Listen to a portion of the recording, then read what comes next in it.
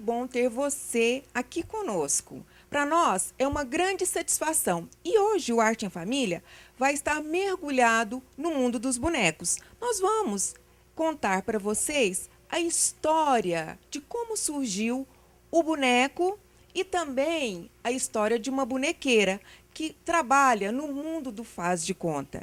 E estamos falando da cidade de Uberlândia. O Arte em Família começa agora.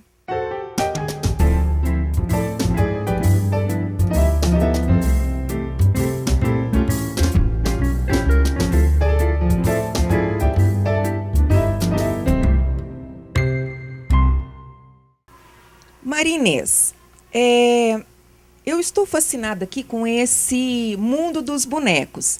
Mas como eu já falei para os nossos telespectadores, antes da gente falar sobre o museu, eu quero que você nos conte um pouquinho da sua história. O que é ser bonequeira, esse mundo do faz de conta?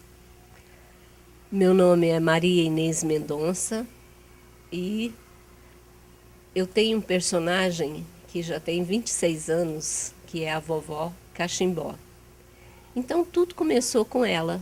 A vovó ganhou um concurso de contadores de histórias, começou a contar histórias nessa cidade e eu sempre contei histórias narradas, né, sem a ajuda de livro. Então eu gosto da história, eu memorizo e passo. E passo com o que eu gosto, se é comédia, se é terror, se é suspense ou drama. Algumas vezes eu senti que eu precisava ter algo nas mãos para poder ilustrar essa história. Então aí eu comecei a fazer alguns bonecos para as histórias. Mas depois de um certo tempo, eu montei o grupo Faz de Conta. E aí comecei uma pesquisa sobre bonecos, que vem me acompanhando até hoje. O grupo Faz de Conta já tem 20 anos e nós já fizemos praticamente todos os tipos de boneco, desde o calunga até o boneco gigante, que é o carcará. É um pássaro que tem 6 metros por 6 por 5 de altura. Então é um boneco gigante que só dá para ir para a rua, né? A nossa última peça, que se chama Cerrado entre Cascas e Raízes, era um trabalho de rua, onde tinha esse boneco, tinha um lobo-guará e uma ema na perna de pau. Marinês, esses bonecos, como você disse, eles seriam para estar complementando essa história. Em todos esses anos que você tem observado aí, você acha que o boneco, às vezes, ele fala pela sua expressão, pelo seu movimento, ele fala mais do que palavras? Sim, para mim, o teatro de boneco é muito mais difícil que o teatro de pessoas, porque você se anula e quem entra em cena é o boneco. Não é qualquer ator que gosta de fazer isso.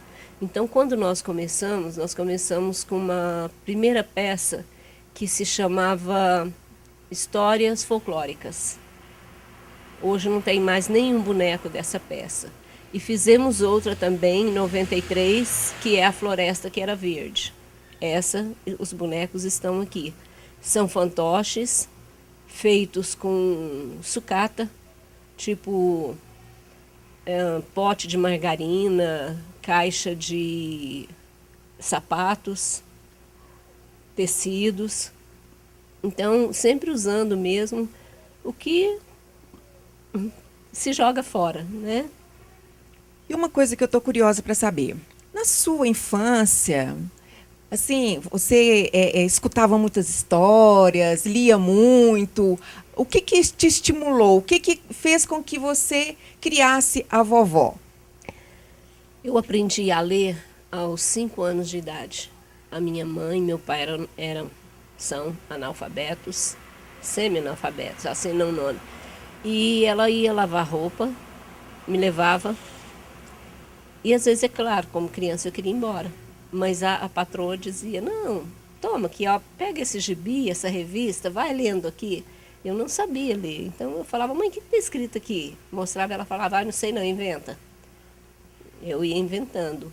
Mas eu tinha uma vizinha que brincava muito comigo de professora. Ela era professora e eu era aluna. Então ela ia me ensinando aquele P com A da pá, que T com O da tó. Então eu já lia ali, pato.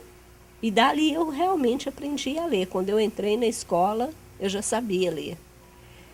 Tanto que a minha mãe me colocou no pré e eles já me passaram automaticamente para o primeiro ano. Então eu escrevia muito ruim, mas lia bem.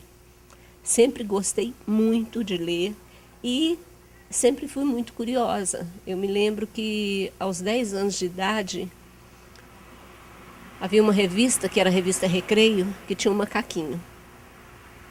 E aí ele punha uma banana na boca ou ele descia a banana e fechava os olhos. Então ele fazia assim. Eu fiz esse macaco. E achei lindo. Falei, nossa, isso é lindo, eu vou ser bonequeira um dia. Acho que foi aí que começou. Então, a gente fala muito, né, essa questão da leitura, da interpretação, de estar inventando, e isso a gente vê que é realmente importante. A gente tem observado também que esses bonecos, eles, como a gente já havia comentado, eles falam muitas coisas. E hoje, tanto na escola, na evangelização, no teatro de forma geral, eles estão sendo muito utilizados. Muito. Há um festival só para teatro de bonecos, inclusive aqui em Uberlândia. Eles têm vida, sabe? Eles têm vida, eles têm personalidades. Então, eu sempre trabalhei com pessoas que não necessariamente fossem do teatro. Eu convidava os meus amigos que gostavam para virem trabalhar comigo. E sempre deu certo. Essas pessoas, uma grande maioria delas, foram fazer artes cênicas depois. Trabalham hoje, têm seus grupos próprios, né? A minha filha caçula, ela gostou tanto que ela foi para Belo Horizonte, fez faculdade, trabalhou por 3 anos com o Giramundo, que é um dos melhores grupos do Brasil, né? É o melhor, eu diria. E trouxe depois para cá todo o conhecimento dela. Ela trouxe para o Faz de Conta e hoje ela está fazendo o mestrado em cima de bonecos. Olha aí, passando, né, de geração para geração, uma arte diferenciada. Marinês, tá todo mundo curioso para saber como é que são esses bonecos, porque afinal de contas não é só criança que gosta de boneco, né? Adulto também. Inclusive, uma amiga minha, a Sônia, me falou que o dia que eu viesse aqui, queria vir para conhecer os bonecos, né? Mas hoje ela teve um compromisso, Sônia, só na outra semana para vir, porque depois a Marinês vai contar para nós como é que você, nossos telespectadores da região, inclusive inteira, pode vir aqui participar do grupo e principalmente conhecer os bonecos no museu. Marinês, vamos conhecer um pouquinho desses bonecos, vamos ver o que você vai mostrar para nós ali no museu. Ali tem todo o nosso conhecimento, desde que nós começamos com os fantoches mais simples. Então não tem só o fantoche sucata, tem um fantoche de pano, mãozinha de espuma, até os últimos, que são os mais difíceis, eu diria, que são os marionetes com fios. Eles são difíceis de construção e de manipulação, porque você tem que trabalhar com fio de uma forma que o boneco pise no chão, ele fala, ele se movimenta, ele anda, então e tudo com uma mão só. Você trabalha tudo com uma mão, a boca, os braços, as pernas. Então tem que ter uma hipercoordenação motora? Sem dúvida, uma hipercoordenação motora. E assim, quando as crianças vêm aqui, o que a gente mostra para elas é isso. Quanto é importante você continuar sempre, sabe, em uma pesquisa. Porque você é fraco quando começa. Você está aprendendo e tem que ter humildade de admitir isso. E com o tempo você vai ampliando o seu arsenal de possibilidades e aprendendo também a fazer bem feito. Nós vamos ali para o museu e já voltamos.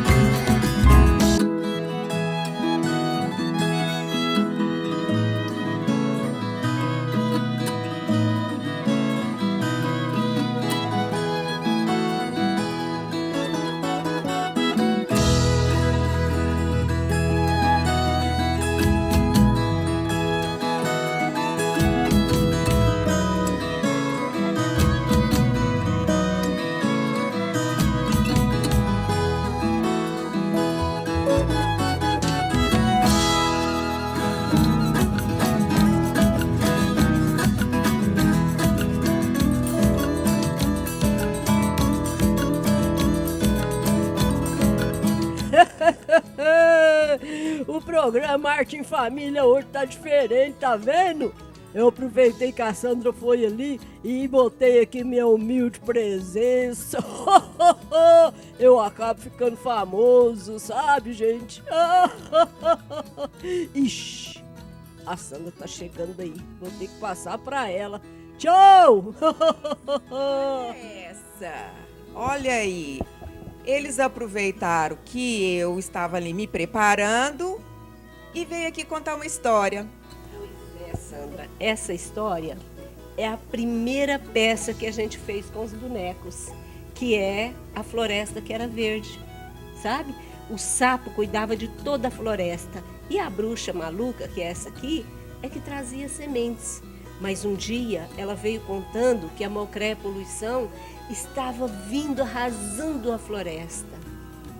E aí, para saber o final, tem que assistir a peça. E não é só esses bonecos que tem aqui, não. Uma coisa que eu achei interessante e que você já havia até comentado, esses foram os primeiros bonecos e são bonecos com material reciclado. Com material reciclado. Eu trouxe até um esqueleto aqui para que vocês vejam. Olha só, a base desses bonecos é isso aqui. Aqui é um pote de margarina cortado, colado com papelão e fechado aqui atrás, para que a gente tenha o movimento da boca. Depois disso, ele é todo empapelado com jornal e cola, pintado e transformado no que você quiser. Marinês, esses foram os primeiros bonecos. Nós temos aqui, como você falou, houve uma evolução. Sim. Depois desses bonecos, tem esses outros aqui. Tem esses aqui, que são o Zezinho, a mãe e o pai. Que nós fizemos uma história muito bonita com eles, que se chama Coração de Vidro, do José Mauro de Vasconcelos, que é o mesmo que escreveu Meu Pé de Laranja Lima. Ah, uma curiosidade. Essas peças que vocês fazem são todas autoria de outros autores ou tem algumas que vocês fazem, contam uma história, alguma coisa pitoresca ou da própria cidade? Essa aqui nós criamos, a Floresta que era Verde. Essa aqui é de um livro. Então, nós fizemos uma adaptação para o teatro. E há muitas outras também, como a História de Amor, que é de um livro. Que é a dos lápis, né? Dos lápis. O lápis azul, que se apaixona pela lápis rosa, e os dois têm toda uma história, criam uma casa, vão morar juntos, até que entra a lápis amarela e tira o lápis azul. A rosa fica muito triste, faz uma canoinha de papel e entra no meio do mar. Quando o lápis azul vai procurá-la, ele vê ela lá longe. Aí ele faz uma canoa, vai atrás dela, e o mar se transmuta em várias cores. O interessante é que sempre nessas histórias há uma moral. Sempre que vocês contam essa história, tem um objetivo final com essas histórias? O objetivo é que a criança ou o adulto pense. Eu não gosto da palavra moral. Eu acho que ninguém põe moral em ninguém, sabe? Mas essa aqui, por exemplo, a bruxa consegue eliminar a floresta.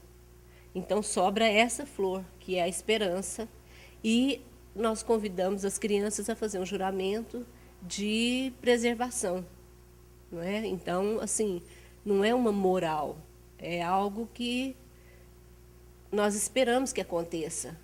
Um pensamento diferente, né? Um pensamento onde que as pessoas possam fazer essa reflexão.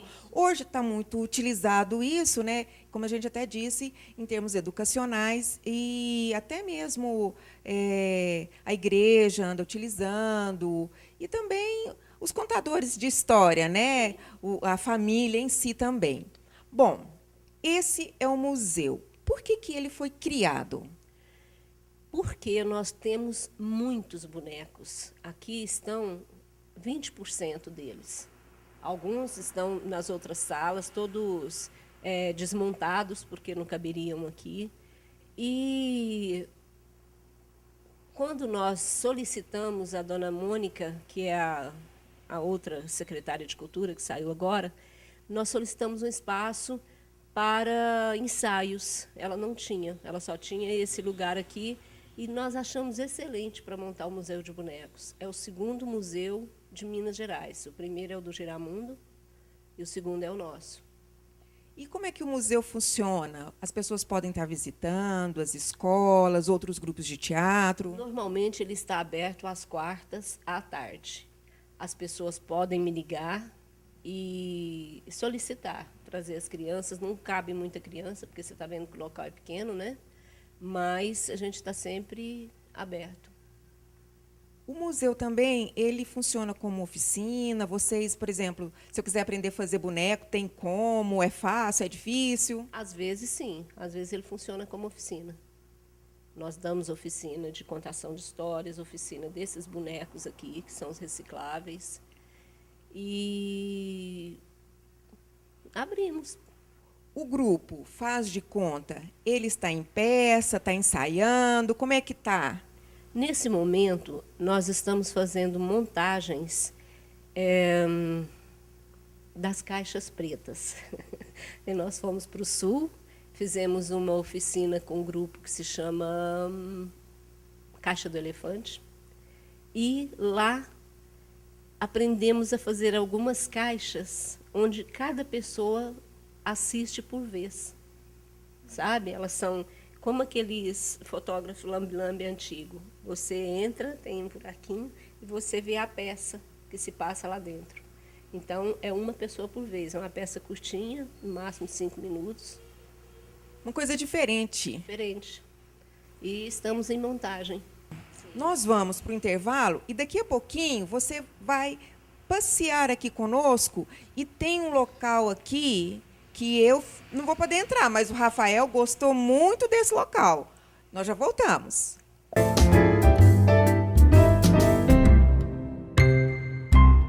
O Arte em Família está de volta. E vocês viram que agora eu fui mais esperta que o sapo, porque eu deixei o microfone ali, ele catou o meu microfone e começou o programa sem mim. Bom, agora nós já falamos um pouco sobre a história da Marinês, contamos um pouco aqui do museu, agora ela vai falar para nós que cada boneco é uma forma. Marinês, essa é a baratinha. Que tipo de boneco é a baratinha? A baratinha é um boneco de manipulação por vara. Você pode ver que ela tem uma grande vara, aqui ela fala, aqui ela mexe as mãos e ela anda. Então, esse tipo de boneco, eles precisam de 2 pessoas para manipulá-los. Nós ficamos todos de preto, o rosto tampado, e a única coisa que aparece é o boneco.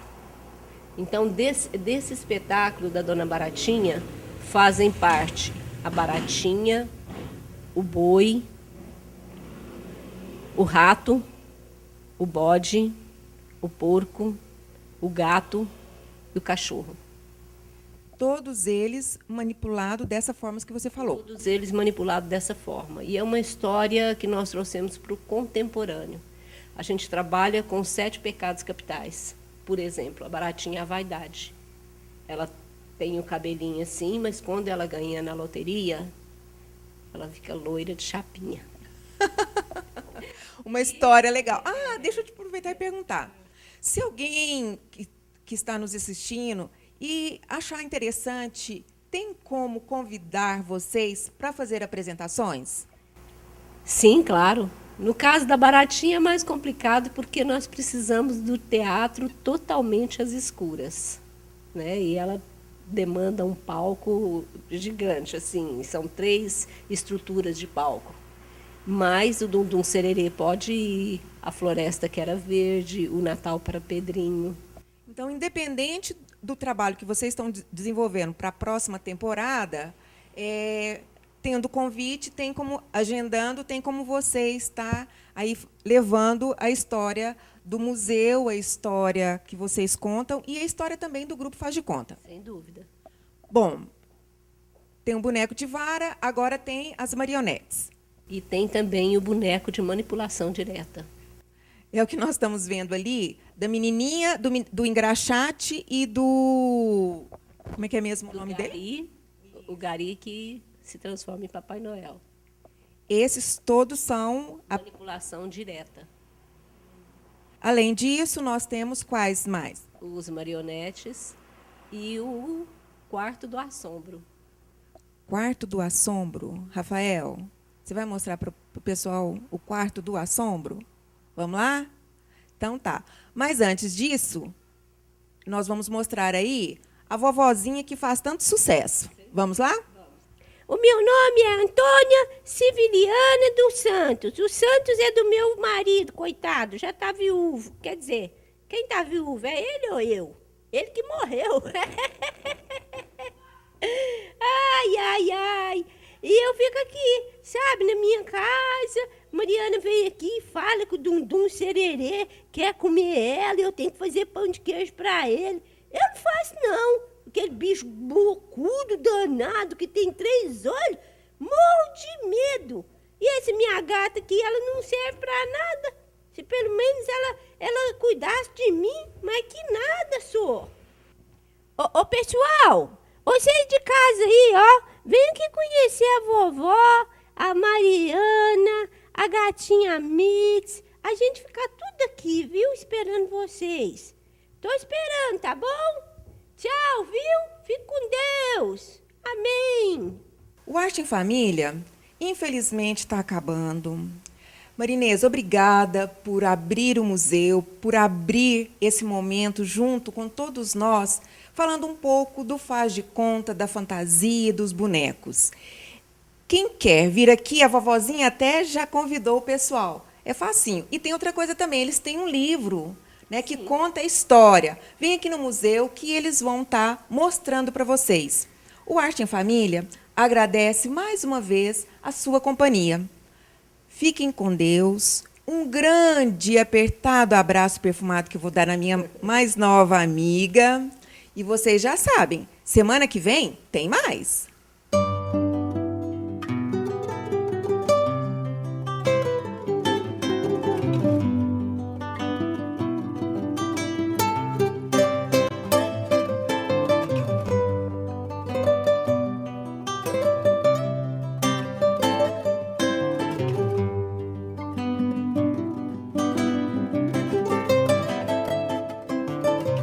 Numa folha qualquer eu desenho um sol amarelo, e com 5 ou 6 retas é fácil fazer um castelo. Com o lápis em torno da mão e me dou uma luva, e se faço chover com 2 riscos tem um guarda-chuva. Se um pinguinho de tinta cai num pedacinho azul do papel, num instante imagino uma linda gaivota voar no céu. Vai voando, contornando a imensa curva, norte e sul, vou com ela, viajando Havaí, Pequim ou Istambul. Pinto um barco a vela, branco navegando, é tanto céu e mar, um beijo azul. Entre as nuvens vem surgindo um lindo avião, rosa e grená, tudo em volta, colorindo com suas luzes a piscar. Basta imaginar, ele está partindo sereno, indo, e se a gente quiser